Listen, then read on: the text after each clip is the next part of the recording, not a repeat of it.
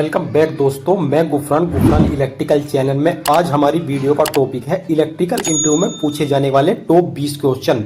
दोस्तों आज का वीडियो सभी इलेक्ट्रिकल से जुड़े हुए लोगों के लिए बहुत ही ज्यादा इम्पोर्टेंट होने वाला है, क्योंकि दोस्तों जो क्वेश्चन मैं आज आपको बताने वाला हूं, यह क्वेश्चन लगभग हर इलेक्ट्रिकल इंटरव्यू में पूछे जाते हैं। साथ ही साथ अगर आप इलेक्ट्रिकल वर्क भी करते हैं तो आपको इन सब बातों का पता होना बहुत ही जरूरी है। तो दोस्तों बिना देर करे वीडियो शुरू कर लेते हैं। दोस्तों हमारा पहला क्वेश्चन है, किस प्रकार के ट्रांसफार्मर को आदर्श ट्रांसफार्मर कहा जाता है? आदर्श या आइडियल भी बोल सकते हैं, इंग्लिश में इसको आइडियल बोलते हैं। ऐसा ट्रांसफार्मर जिसमें कोई भी लॉसेस ना हो, उस ट्रांसफार्मर को आइडियल या आदर्श ट्रांसफार्मर बोला जाता है। 2 नंबर क्वेश्चन है, इंडक्शन मोटर किस सिद्धांत पर कार्य करती है? इंडक्शन मोटर इलेक्ट्रोमैग्नेटिक इंडक्शन के सिद्धांत पर कार्य करती है। तीसरा क्वेश्चन है, केबल में इंसुलेशन वोल्टेज से क्या समझते हैं या ये क्या होता है?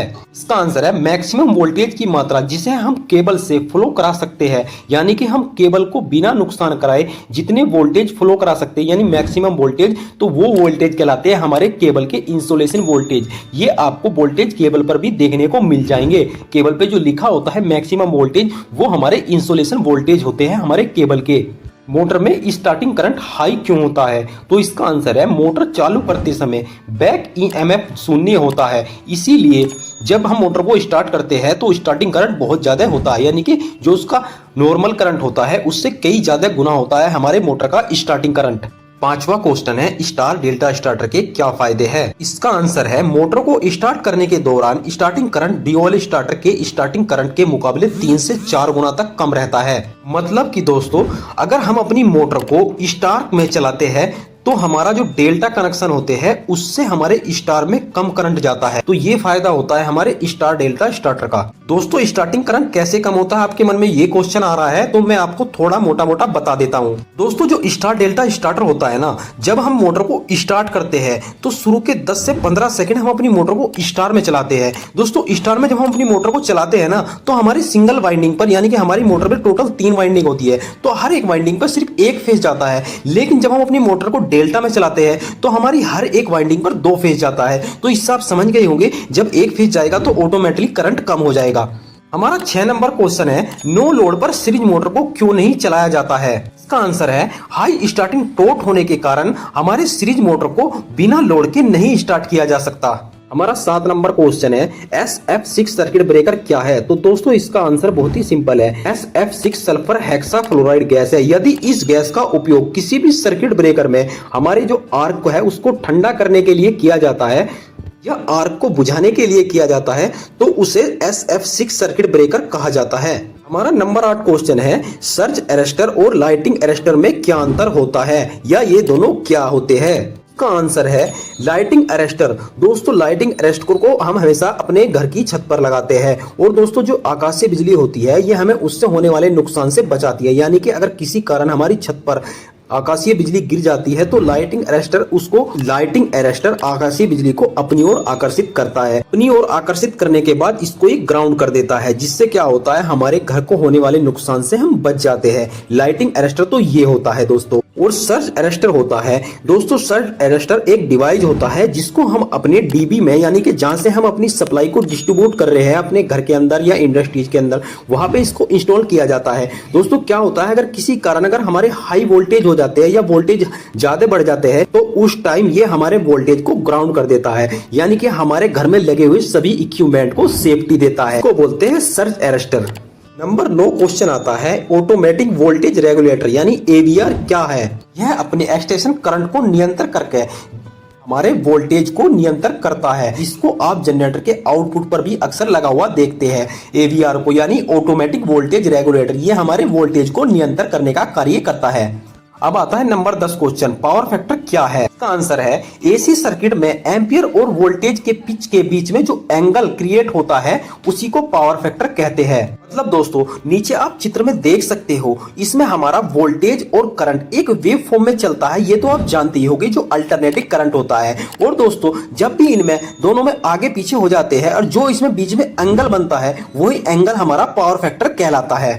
11 नंबर क्वेश्चन है, पावर फैक्टर को कितने तरीके से परिभाषित किया जा सकता है? तो इसका आंसर है, पावर फैक्टर को 3 तरीके से परिभाषित किया जा सकता है, जिसमें हमारा पहला है एक lagging power factor, unity, number 2 होता है यूनिटी पावर फैक्टर और एक होता है लीडिंग पावर फैक्टर। दोस्तों लैगिंग पावर फैक्टर आपको जब हम इंडक्शन लोड ज्यादा जोड़ देते हैं अपने किसी भी ट्रांसफॉर्मर या किसी भी हम अपनी सप्लाई पर, तो लैगिंग पावर फैक्टर उस टाइम होता है। और दोस्तों यूनिटी पावर फैक्टर होता है जो हमारा गुड होता है, यानी कि सबसे अच्छा पावर फैक्टर होता है यूनिटी। और दोस्तों जो लीडिंग पावर फैक्टर होता है, अगर हम कैपेसिटर बैंक ज्यादा जोड़ दें, यानी कि हम ज्यादा केवीआर का कैपेसिटर बैंक ऐड कर दे अपनी सप्लाई पर, तो उस टाइम हमारा पावर फैक्टर लीडिंग हो जाता है।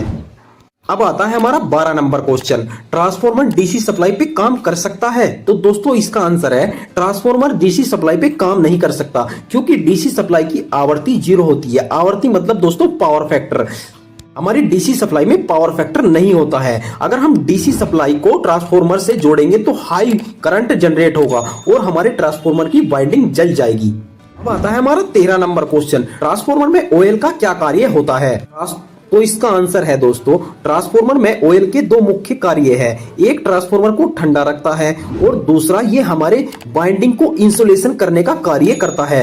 14 नंबर क्वेश्चन है, एमसीसीबी क्या है? दोस्तों इसका आंसर है, एमसीसीबी एक प्रकार का सर्किट ब्रेकर होता है, जिसका फुल फॉर्म मॉड्यूल के सर्किट ब्रेकर होता है। दोस्तों ये 100 से लेकर 1000 एम्पियर तक की रेटिंग में मिलते हैं। 15 नंबर क्वेश्चन है, हम केबल की कंटिन्यूटी कैसे चेक कर सकते हैं? इसका आंसर है, मल्टीमीटर का उपयोग करके चेक किया जा सकता है। केबल के दोनों तरफ हम अपनी मल्टीमीटर की प्रोब को रखते हैं और जब मल्टीमीटर से आवाज आती है तो हम यह तय करते हैं कि केबल अच्छी है या खराब है। नंबर 16 क्वेश्चन है, आप मेगर से आरआई वैल्यू कैसे चेक कर सकते हैं? तो इसका आंसर है, मेगर से RI value body two winding और वाइंडिंग टू वाइंडिंग मापा जाता है।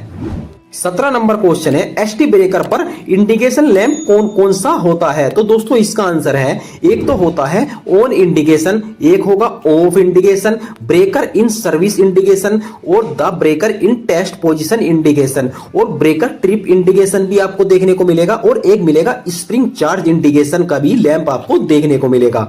नंबर 18 क्वेश्चन है, हम कैपेसिटर बैंक क्यों स्थापित करते हैं या हम कैपेसिटर बैंक क्यों लगाते हैं? तो इसका सिंपल सा आंसर है, पावर फैक्टर में सुधार करने के लिए हम कैपेसिटर बैंक लगाते हैं। 19 नंबर क्वेश्चन है, क्या आप डीजी चेक जानते हैं? जी हाँ दोस्तों, इसका आंसर है ए चेक, बी चेक, सी चेक और डी चेक, यानी कि डीजी को मुख्य 4 चरणों में चेक किया जाता है। अगर दोस्तों आप ए चेक, बी चेक, सी चेक और डी चेक इनके बारे में डिटेल्स में जानना चाहते हैं तो हमें कमेंट कीजिए, मैं हर एक के बारे में डिटेल्स में वीडियो बना दूंगा। आता है हमारा 20 नंबर क्वेश्चन। तो दोस्तों 20 नंबर क्वेश्चन है, ड्यूल स्टार्टर छोटी मोटर में ही क्यों इस्तेमाल होता है? इसका आंसर है, ड्यूल स्टार्टर मोटर का स्टार्टिंग करंट कम नहीं करता, वो सिर्फ सुरक्षा प्रदान करता है। ड्यूल स्टार्टर में मोटर का starting current full load current से करीबन 5 से 7 गुना ज्यादा होता है, तो इसी कारण हम ड्यूल स्टार्टर का इस्तेमाल सिर्फ छोटी मोटर पर करते हैं, बड़ी मोटर पर नहीं करते हैं। दोस्तों अगर आप ऐसे ही वीडियो देखना चाहते हो या और इलेक्ट्रिकल एडवांस वीडियो देखना चाहते हो तो प्लीज दोस्तों चैनल को कर लीजिए सब्सक्राइब, और वीडियो कैसा लगा लाइक करके जरूर बताइए। अगर आपका कोई भी क्वेश्चन हो आप कमेंट कीजिए, मैं आपके हर एक कमेंट का आंसर देता हूं। आज की वीडियो में धन्यवाद दोस्तों, मिलते हैं अगली वीडियो में।